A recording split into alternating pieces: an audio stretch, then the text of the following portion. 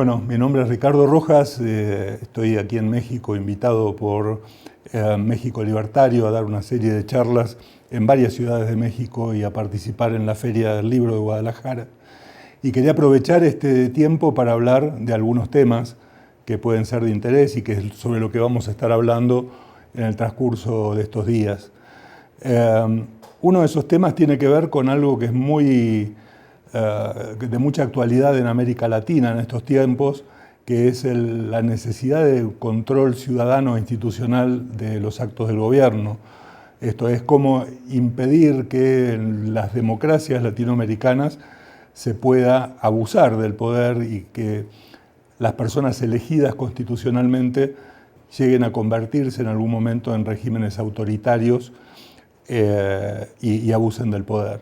Yo he publicado un libro hace tiempo que se llama justamente la resistencia no violenta a regímenes autoritarios de base democrática, y ahí defino un régimen autoritario de base democrática justamente como aquel gobierno que es elegido constitucionalmente según unas elecciones limpias, según una constitución válida y legítima, pero que inmediatamente o al poco tiempo de iniciar su gobierno comienza a desarrollar actividades tendientes a neutralizar los órganos del poder que pueden controlarlo, ya sea el poder legislativo, fundamentalmente el poder judicial, los órganos de control legales y constitucionales establecidos para ver el manejo del dinero, el manejo de los actos del gobierno, el control de los órganos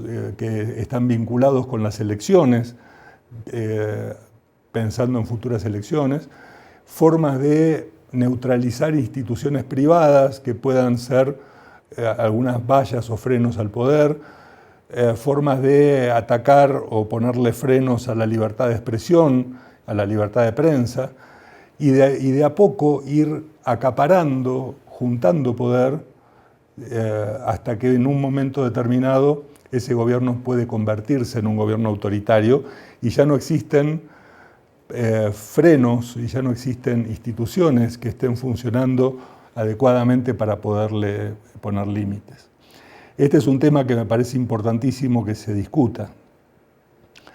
Por eso es que me parece importante analizar cuáles son las formas en que la ciudadanía y las instituciones pueden ponerle frenos a los gobiernos democráticos para evitar que se conviertan en regímenes autoritarios.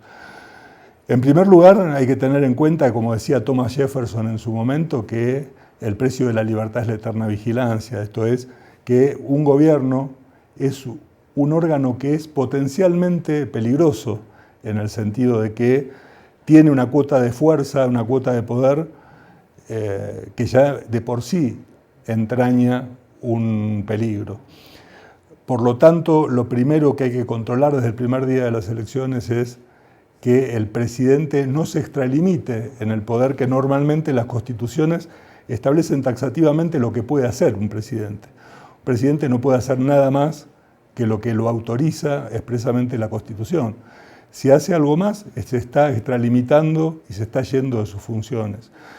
Es muy importante monitorear cómo funcionan los órganos de control, cómo funciona el Poder Judicial, cómo funciona el Ministerio Público, cómo funcionan las controladurías en materia de manejo de fondos y en materia de manejo político, para tratar de evitar que se avance en la acumulación de poder. El tema de la resistencia no violenta es un tema que ha desarrollado fundamentalmente un autor norteamericano, Jim Sharp, que falleció hace poco tiempo y que a lo largo de muchas décadas desarrolló manuales con mecanismos de resistencia no violenta a dictaduras. Yo en realidad he hecho una adaptación a regímenes que no son dictaduras, pero que son gobiernos que avanzan hacia el autoritarismo. La idea de la resistencia no violenta supone que es mucho más eficiente, mucho más efectivo enfrentar al poder desde mecanismos no violentos que traten de minar el poder antes del enfrentamiento violento, que normalmente es, digamos, un gobierno controla el poder, controla las armas, controla las Fuerzas Armadas y por lo tanto no tiene mucha posibilidad de funcionar y además implica costos que son altísimos. Otro tema interesante en este sentido es tener en cuenta que un gobierno que quiere convertirse en un régimen autoritario requiere de dos cosas. Requiere mano de obra, o sea, personas que trabajen para él, y recursos económicos, o sea, dinero. Ambas cosas las extrae de un mismo lugar, que es la ciudadanía.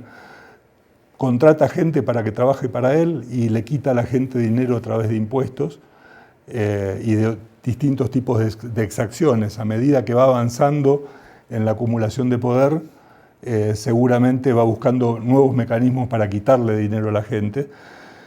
Y lo importante es precisamente tener conciencia de que el gobierno solo puede extraerle recursos a las personas en la medida exclusivamente necesaria para el cumplimiento de sus funciones, para ninguna otra cosa, y por lo tanto cada vez que se extralimita, ya sea en el cobro de impuestos o en formas de tomar recursos de la gente, en realidad está cometiendo un crimen y eso es importante tenerlo en cuenta. En definitiva, las discusiones que espero tengamos estos días van a tener que ver fundamentalmente con estudiar cómo controlar a los gobiernos para evitar que esos gobernantes se conviertan en algún momento en regímenes autoritarios. Es bastante fácil en la América Latina, desgraciadamente, que un gobierno se convierta en autoritario. Una vez que lo logra, es muy difícil y muy costoso sacarlo del gobierno. Por lo tanto, el gran desafío es evitar que se llegue a esa situación. Y eso es lo que espero que podamos discutir en estos días. Muchas gracias.